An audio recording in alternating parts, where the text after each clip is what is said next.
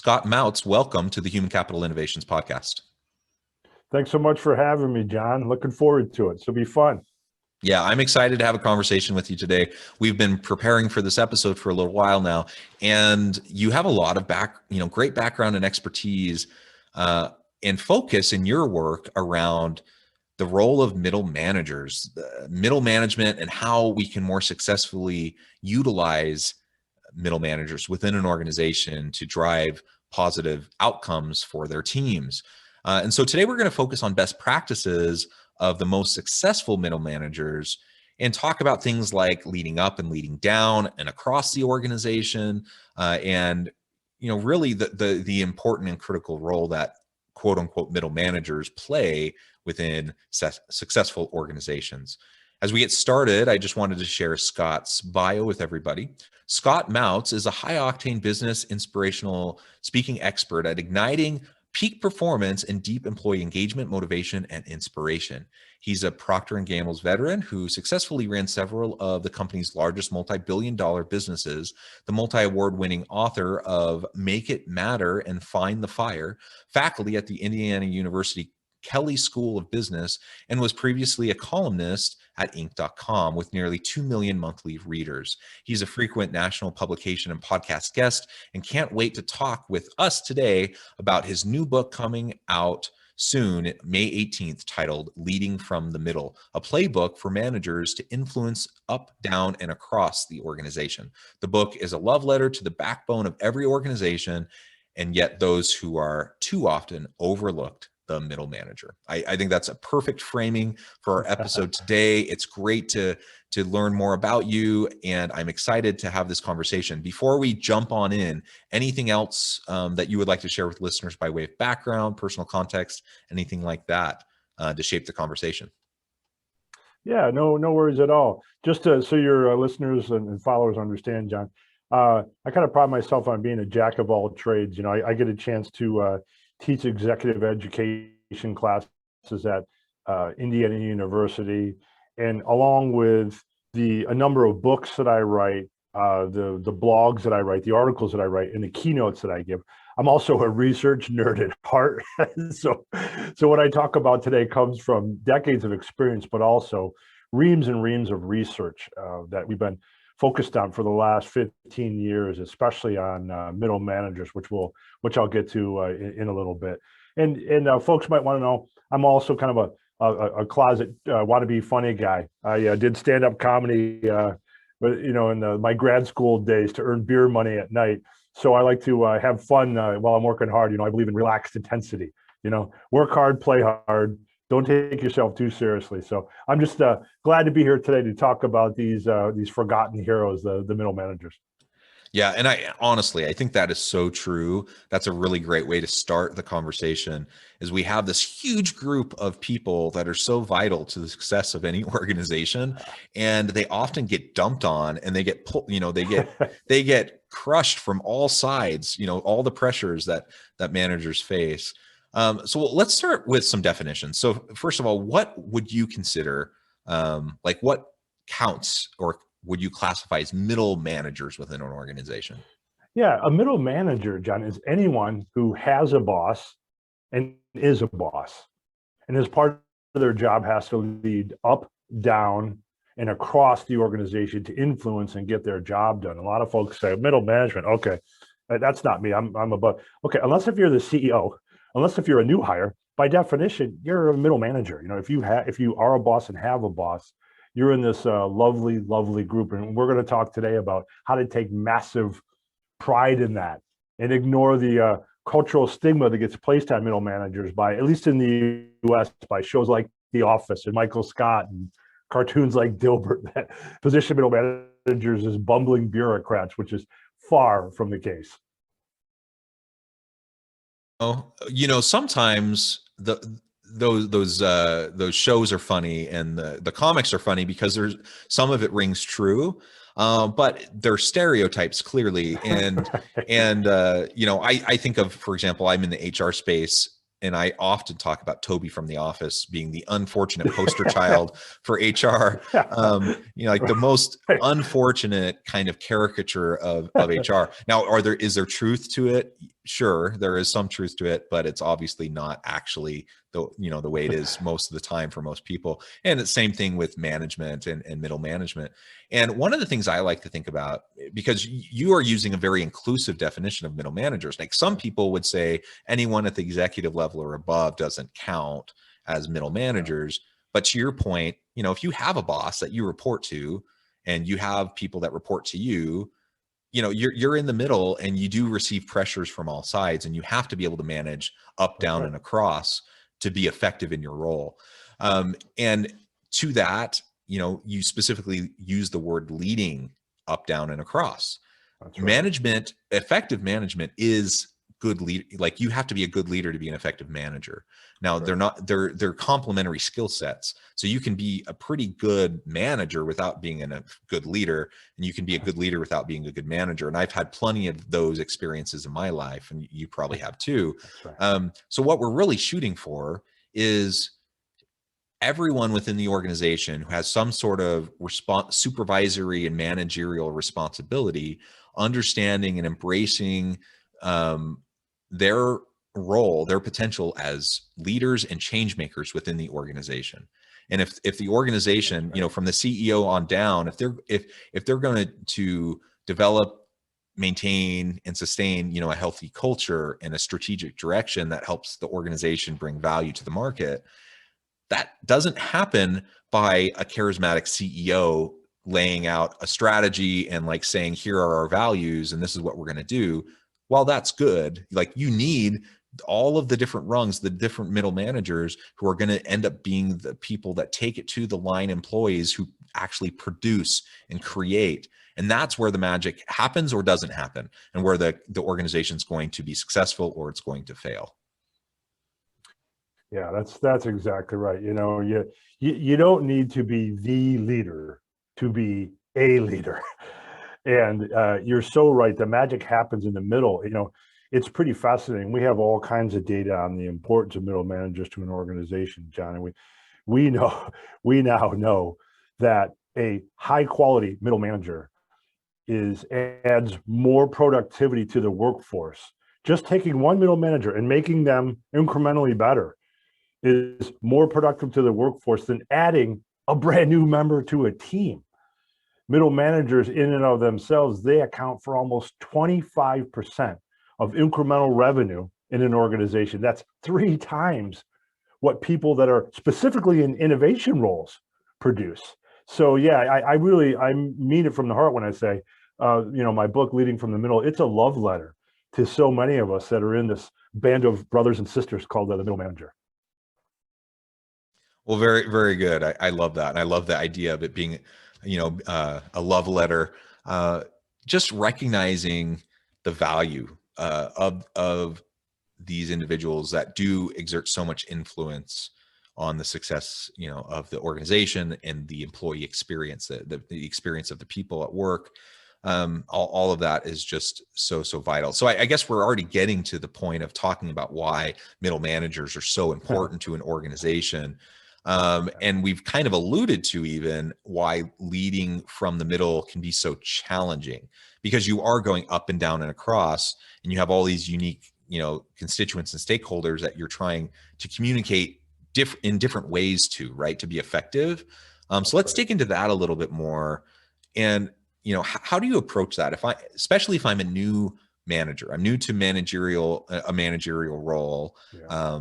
And now I find myself in the situation where, I think a lot of people think now they're in a management role, and as long as they can gain the respect and trust of their people, like on their team, they can be successful. Well, that's an important piece of it, but I think what you were probably going to tell us is that, that's only a slice of the pie. Like, there's more to it than that. There's a lot more to it than that, John. And we should probably start with, well, what is it about the middle management role that makes it so dang exhausting and so challenging? And, we have to build beyond the world that we're in now, right? Everybody is exhausted managing remotely, right? And, as I often like to say, people have to remember, though, that whether you manage remote or not, it's still leadership. And you call on a lot of the basic principles and tenets of that when you're leading remotely.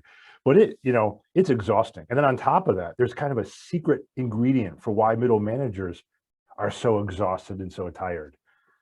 And it's what psychologists call micro transitions, which means the middle manager has to wear 10 zillion hats.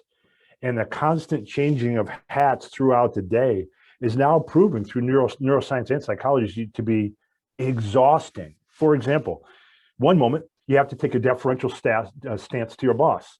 The next moment, you got to be more authoritative with your employees. The next moment, you got to be more collaborative with your peers. Sometimes, John, that happens in the same meeting. And what we're now learning, brain research is showing, is that constant switching, that micro transitions, it is exhausting on top of all the other things that you have to worry about. So one of the things that, I talk about and I teach in the book is, okay, so if that's true, what can you do about it? Because if you're a middle manager, you can't say, okay, I've got the answer. I'm going to wear less hats. In your experience, John, would that work out well? I don't think so. Your job is still your job. So I often wish that were the case. That would certainly simplify my life. Right. Now, can you prioritize and take away some hats? For sure, but by nature of the beast, when you're in the middle, leading up, down, and across, you wear a lot of hats. So a fascinating thing occurred in our research, and I interviewed, surveyed, focus groups, spent time on the front lines with well over 3,000 successful middle managers for my book, Leading from the Middle. And we discovered something really interesting, John, that the most successful middle managers have found a way to take this exhausting reality of micro transitions and mentally reframe it. And they have found really inspirational reframes to think about their job in a whole new light. I'll share just a few reframes I heard that inspired me. I remember one woman from a company I won't name, it was based in Iowa. She was telling me about, regarding all these hats, she just sees all these micro transitions. She doesn't see her job as segmented, that in truth, all the jobs are integrated into one job. These 100 jobs add up to one job that she is uniquely suited to do. And she takes pride in that. I heard another middle manager from Minnesota, from a company in Minnesota that won't be named, that said something that I wrote down, and the quote made the book. He said, look, Scott, when I'm feeling exhausted with all the constant changing in my day, I just remember my job is to think like an engineer and feel like an artist. And that was like a mic drop moment to me of like, wow, that makes a ton of sense. So as a middle manager, you have to be process oriented. You have to think analytically. You have to move things forward and use systems. But at the same time, you have to be empathetic. You have to understand that that's a unique role you play in the middle, and everybody wants an ear to lean on. That's what artists do. And I thought that the duality of that was really, really powerful. And then one last reframe I heard that really I thought was great was someone in a company in Indiana told me that they see themselves as the keeper of the long and the short-term flame, that they work on the business and in the business. And only people in the middle that lead up, down, and across have that privilege. So I talk a lot more about this in the book, but the first thing is you have to understand it's exhausting, but you can mentally reframe your role in the middle as something very special and unique that only you are suited to do. And it's very energizing. It's very energizing. Think about it that way. Right? Does that make sense, John?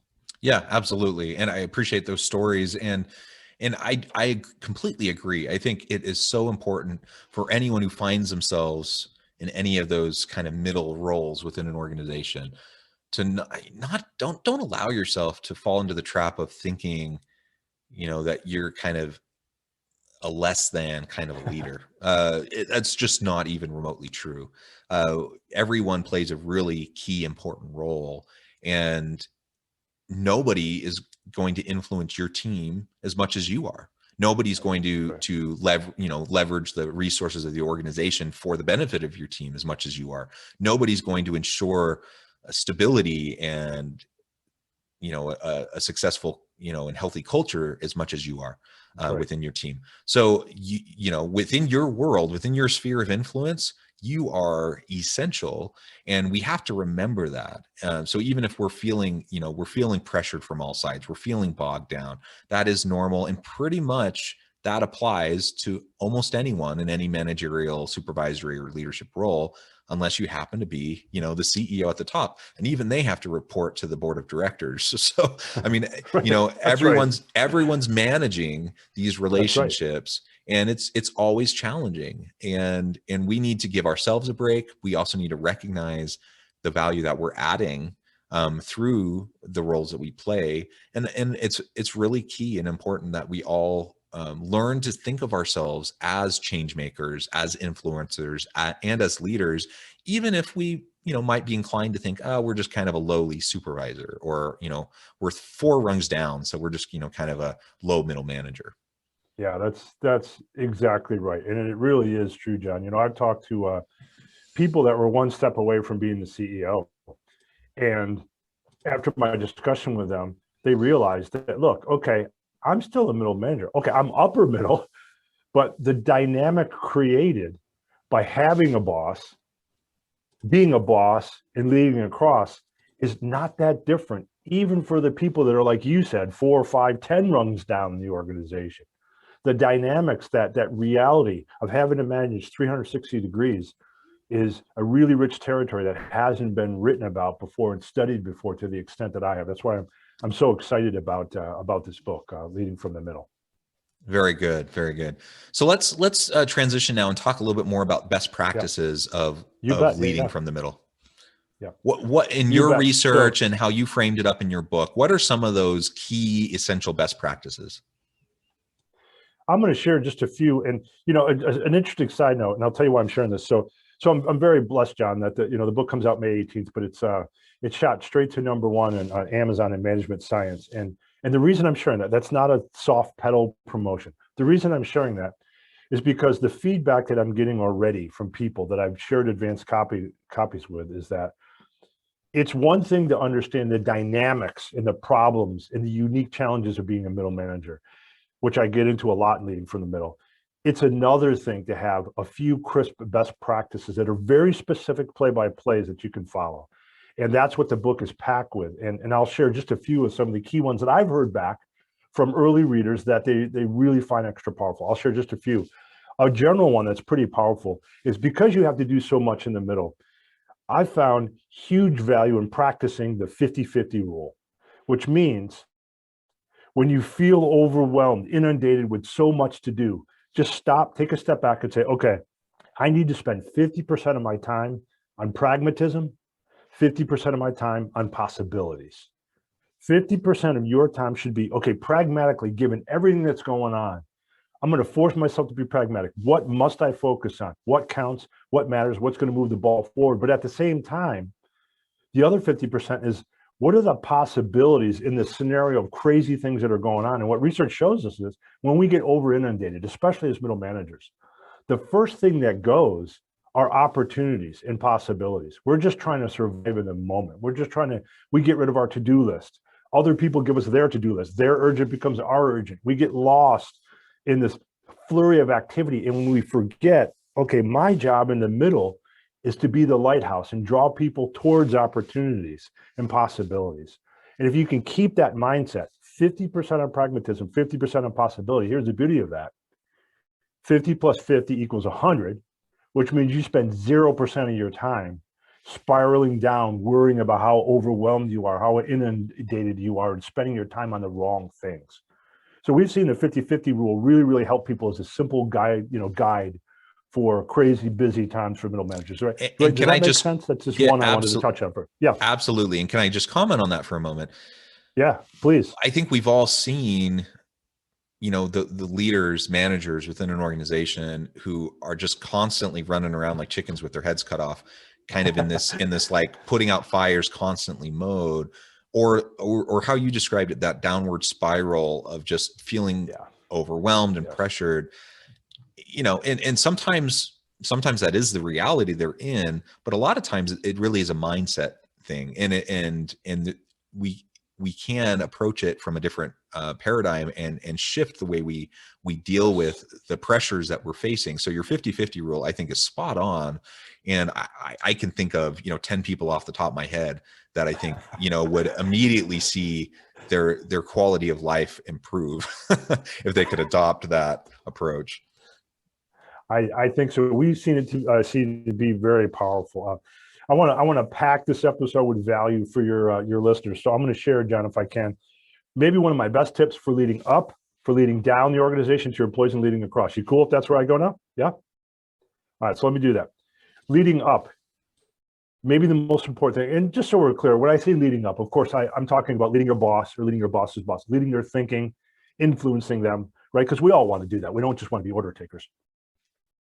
Maybe the most important thing, and I get into this, I have a very specific 6-step process. I talk about leading from the middle, the managing up staircase. You take it one step at a time. But one of the most important things is you have to get crystal clear with your boss on what's expected. And I know that sounds obvious, but John, check this out. We did research with now we're up to almost 300 boss subordinate pairs. And we engage with them to find out and sense how well do they really understand what's expected of each other. In 80% of the case, 81% to be precise, 81% of the cases, there were material breaches of understanding of what was expected, both ways. So the odds are, and you being an HR probably know this, the odds are you think you understand what your boss wants from you. The odds are you really don't.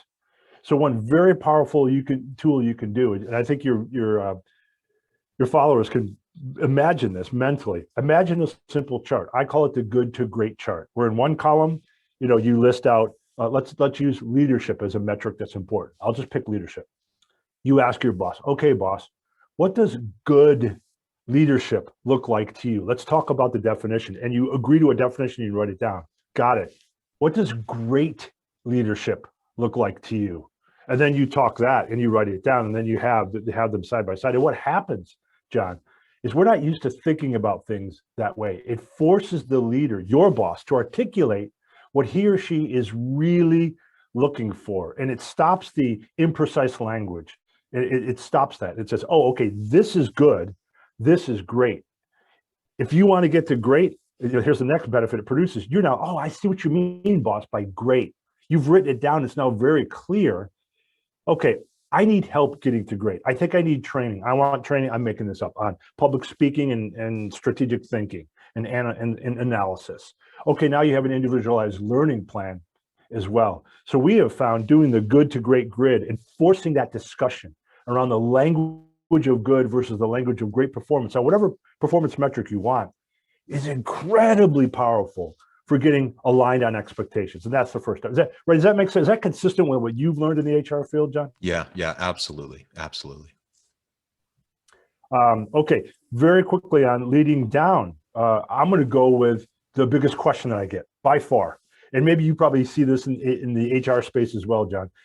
When people say, okay, I'm a new manager now of others. First thing they ask is, how do I give feedback? So maybe that's the most important gift you can give your employee to manage down, is to get good at it. And the rules are very simple. You got to be specific, right? My grandpa used to say, white bread ain't nutritious. And it applies to feedback. If it's bland, generic feedback, no, that's not going to work. You got to think of feedback as whole grain, nutritious, packed with nutrition to help people grow. It has to be sincere, the feedback. If it comes from the heart, it sticks in the mind. It has to be calibrating, meaning you have to provide context to it. So, John, let's say I'm giving you feedback, and I would either say, okay, John, with this podcast at your stage in life, the feedback I'm giving you, you should feel good about it. It's right, there's nothing wrong with what you need to improve upon. It's right where you need to be in this life cycle of you developing the podcast.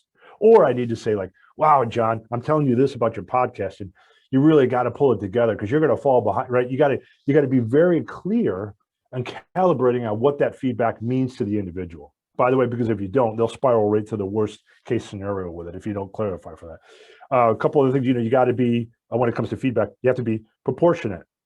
People generally do more good things than bad. And our research shows that in general, for every one piece of corrective feedback, you want to give 5 pieces of positive feedback. That's the way the human brain is wired.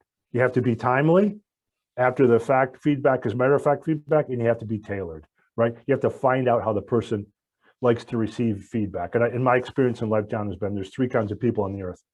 The first kind like to receive feedback direct. Give me the bad stuff, the corrective stuff, right up front, or I can't listen to the rest of it. That's me, right?